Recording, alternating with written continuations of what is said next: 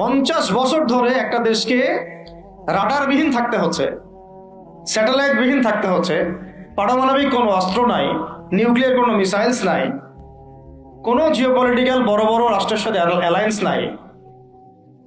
পক্ষান্তরে উল্টা কুফার, তাগুত, মুশরিকদের দাসত্বে আপনাদেরকে আমাদেরকে নিয়ে গেছে। তাহলে 50 বছরের খেয়ানতের লিস্ট করলে মানে এক আসমান থেকে দ্বিতীয় আসমান পর্যন্ত হবে আর কি।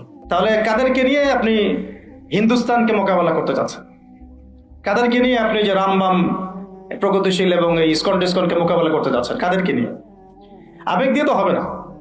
আর তাদের ব্যাপারটা তো এতই স্ট্রং, তারা তো এমনভাবে তাদের মানে আগ্রাসন লালন করছে যে ওরা যদি পারত এখন পুরো বাংলাদেশটাকে ওদের মানচিত্রভুক্ত করে ফেলত। ষড়যন্ত্র কিন্তু এই পর্যন্ত।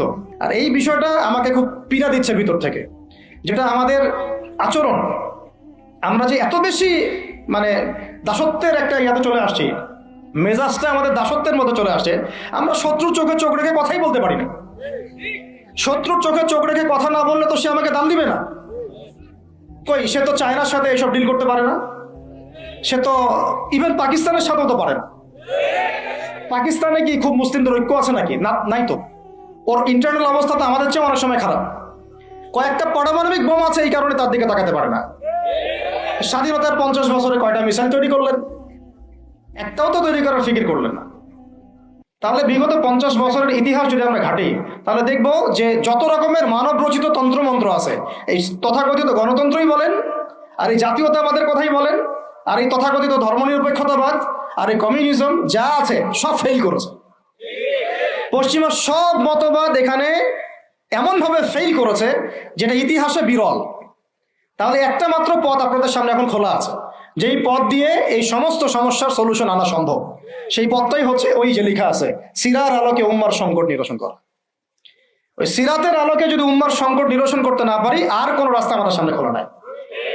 দিন কায়েমের শর্ত 3টা বলেছেন না? 3 নম্বর শর্তটাই হচ্ছে এটা যদি ইবাদত হয়, দিন কায়েম যদি একটা ইবাদত হয়ে থাকে, তাহলে সেই ইবাদত কবুল হবে শুধু একজন ব্যক্তির তরিকায়। কার তরিকায়?